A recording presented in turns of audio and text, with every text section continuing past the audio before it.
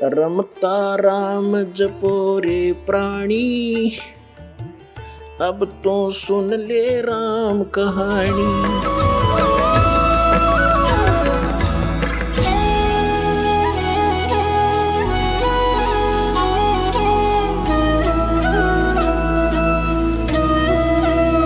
जैसे परमात्मा ने लीला की थी कबीर परमेश्वर जी ने, वो एक एग्जाम्पल कोड करने आते हैं। स्वयं परमात्मा सतलोक से अपने मुक्ति धाम से चलकर आते हैं। यहाँ हम उनकी आत्माएं हैं, हमारे लिए वो यहाँ कष्ट उठाते हैं और हमें एक उदाहरण पेश करते हैं कि तुम ऐसे रहो और विश्वास करो मेरे पर, और फिर देखना तुम्हारे किस प्रकार दुख दूर होते हैं। तुम विश्वास नहीं कर पाते क्योंकि आप जी को काल भगवान ने इतना विश्वासहीन कर दिया कि जो साधनाएं तुम करते थे उनसे आपको कोई लाभ नहीं होता। तो इसलिए दृढ़ता नहीं आती, लेकिन आत्मा चाह भगवान की त्यागती नहीं। आप लगे भी रहते हो, लाभ कुछ होता भी नहीं, इसलिए आप में दृढ़ता नहीं आती। और विश्वास हुए बिना भगवान आपके कोई भी कार्य नहीं कर सकता, ना मोक्ष वाला ना संसारिक। तो विश्वास करने के लिए हमने परमात्मा के वचन पर रुकना होगा। अब क्या बताते हैं, जैसे परमात्मा कबीर जी सतलोक से चलकर आए, काशी शहर के बाहर बने एक जंगल में एक लहर तारा तालाब था। उस लहर तारा तालाब में पानी जो है गंगा का जल, जैसे गंगा जब वर्षा के दिनों में रेनी सीजन में फुल स्विंग पर चलती है और उसका जल बाहर और फ्लो होकर किनारों से और एक सरोवर का रूप धारण कर लिया करता है, फिर सारा वर्ष उसमें पानी निर्मल रहता है। वो सरोवर लहर तारा नामक तालाब कहलाता था, अब भी है, वो विद्यमान है, दास देख कर आए वहाँ पर काशी में। तो उसमें कमल खिले हुए थे। उस कमल के फूल पर आकर परमात्मा सतलोक से आकर के एक शिशु रूप धारण करके विराजमान हुए और उनके प्रत्यक्ष दृष्टा थे एक अष्टानंद नाम के संत ऋषि महर्षि, जो स्वामी रामानंद जी के शिष्य थे। उन्होंने फिर अपने गुरुजी से पूछा था कि हे स्वामी जी, आकाश से एक प्रकाश का गोला आया, मेरी आंखें उसको सहन नहीं कर सकी, आंखें बंद होगी। आंखें बंद हुई तो क्या देखा, उसमें जैसे कोई शिशु दिखाई दिया, बच्चा। जैसे हम सूर्य की तरफ देखते हैं, हमारी आंखें प्रकाश को सहन नहीं कर सकती, आंखें बंद हो जाती हैं। बंद होने के बाद फिर उस सूर्य का प्रकाश रहित आकार दिखाई देता है।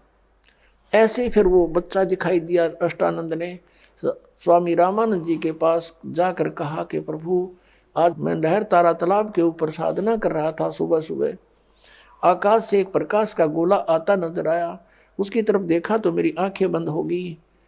आंखें बंद हुई तो क्या देखा, आंखों में जैसे सूर्य का प्रकाश रहित जो आकार दिखाई देता, ऐसे एक बच्चा दिखाई दिया। हे प्रभु, फिर आंखें खोली तो वो प्रकाश एक कमल के फूल पर सिमट गया, एक मतलब उस तालाब में सिमट गया, जैसे जल में गिर गया हो। रामानंद जी से पूछा, क्या यह मेरी भक्ति की उपलब्धि है या मेरी कोई भ्रमणा है, भ्रम है मेरा? स्वामी रामानंद जी ने कहा कि बेटा, आकाश से जब अवतार आते हैं तो ऐसी ही लीला हुआ करती हैं।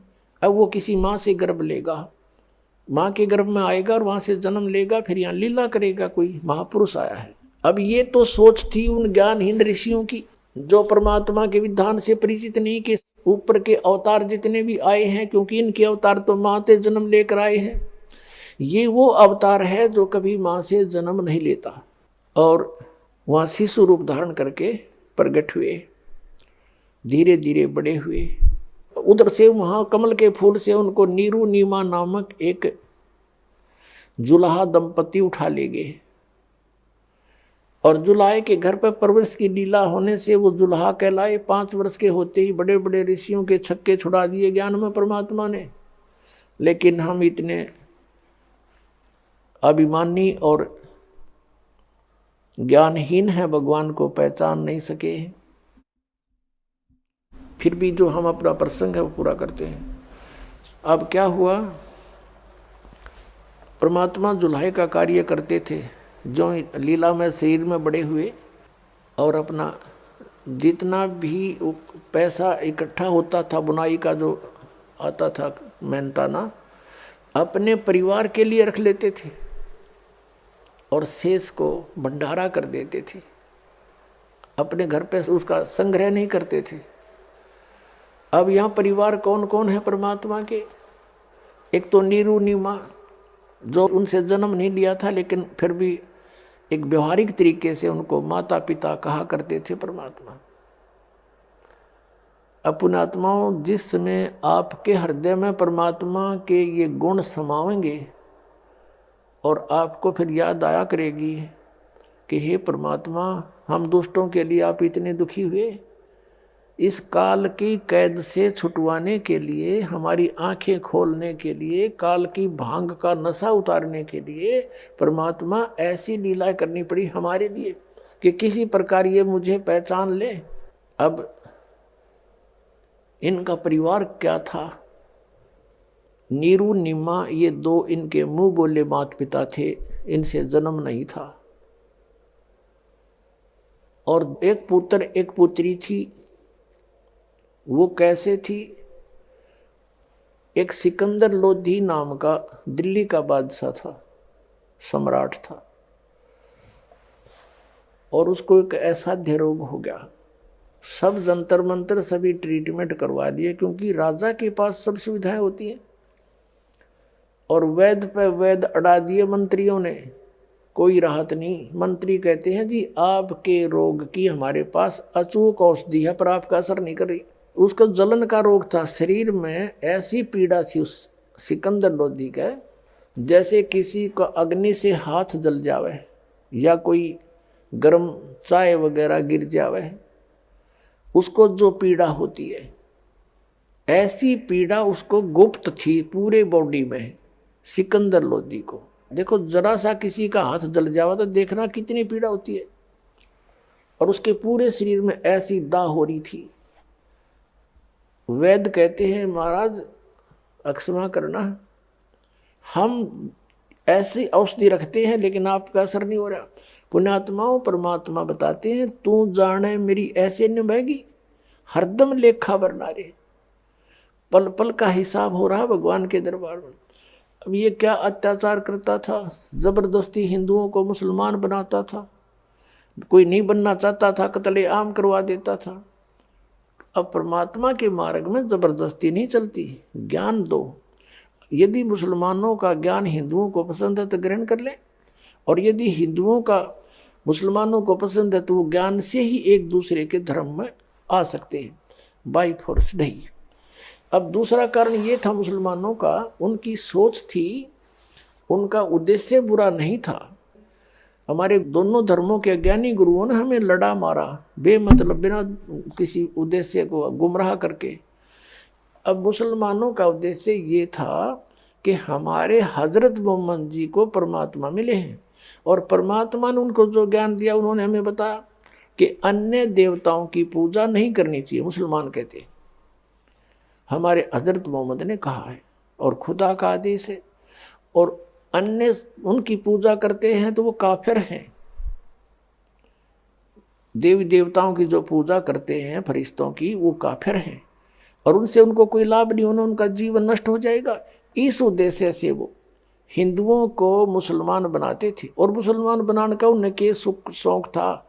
बताओ उनका कौन से वो मुसलमानों के वो जा करके उनकी नौकरी करते थे, वो अपना केवल वे ऑफ वर्शिप बदलते थे। उनका उद्देश्य ये था कि ये जीवन नाश करें हिंदू समाज के, और हमारा मार्ग सबसे श्रेष्ठ है, इसमें आने से इनका कल्याण हो जाएगा, इसलिए करते थे। फिर वो एक परंपरा पड़ गई, फिर जबरदस्ती बनाने लगे। ये उनका जबरदस्ती वाला मार्ग था, ये गलत था, उनकी आत्मा रोती थी। अब हिंदू समाज मांस नहीं खाता, मुसलमान मांस खिलावे, कोई बात है यार? मुसलमान धर्म में मांस नहीं खाते थे, हजरत मोहम्मद जी ने कभी मांस नहीं खाया, और ना ही 1,80,000 हजरत मोहम्मद जी के अनुयायी मुसलमान बने थे, उनने टच किया मांस। मांस खाओ भगत कैसे हो सकता है? किसी जीव हिंसा करने वाला भगत कहने में भी शर्म आनी चाहिए उसको। अब कहते नबी मोहम्मद नमस्कार है, राम रसूल का आया, 1,80,000 को सौगंध जिन नहीं कर चलाया। अरस कुरस पर अल्लाह तकत है खालिक बिन्नी खाली, वह पैगंबर पाक पुरुष थे साहिब के अब्दाली।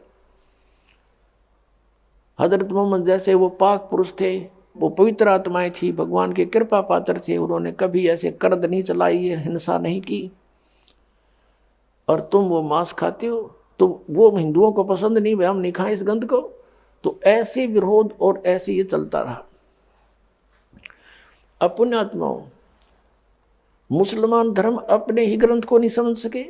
जैसे सूरत फुरकानी 25 की आयत नंबर 52 से 59 तक स्पष्ट किया हुआ है। ये मुसलमान धर्म के अनुयायी ये मानते हैं कि जिस अल्लाह ने हजरत मोहम्मद जी को कुरान शरीफ का ज्ञान दिया वो सुप्रीम पावर है और वो हमारा भगवान है, हमारा अल्लाह है।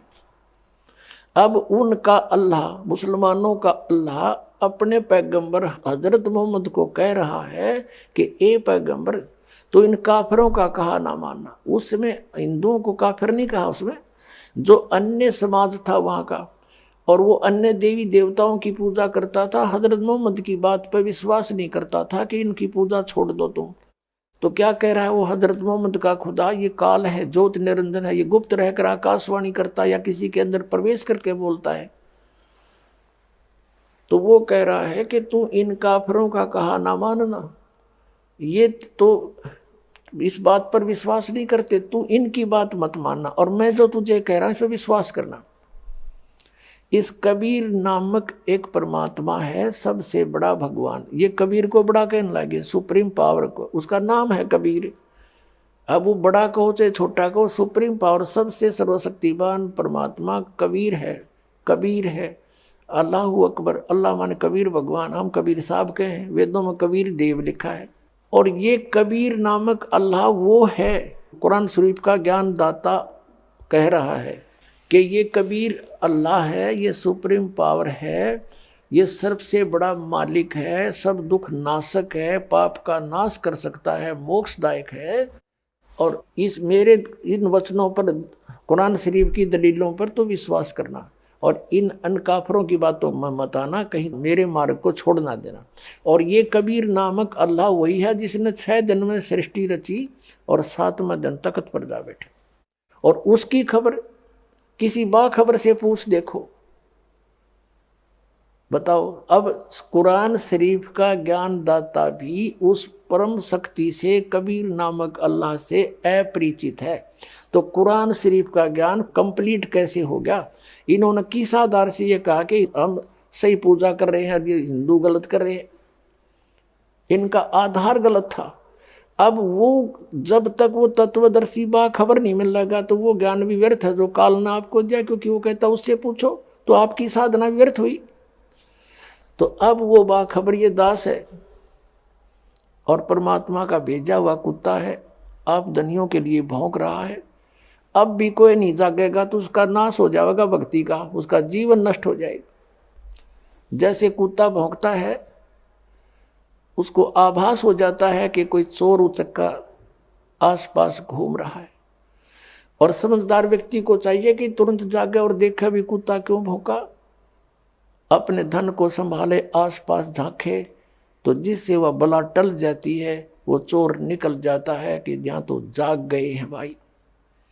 तो ये दास आपको जगा रहा है, परमात्मा ने भेजा है, और अब आप धनी हो, इस धन को संभालो। जो मनुष्य जीवन का धन आपको श्वास की पूंजी मिली है, इसको लेखे लाओ। ये बर्बाद हो रहा है, नष्ट हो रहा है, गलत साधनाओं से व्यर्थ हो रहा है।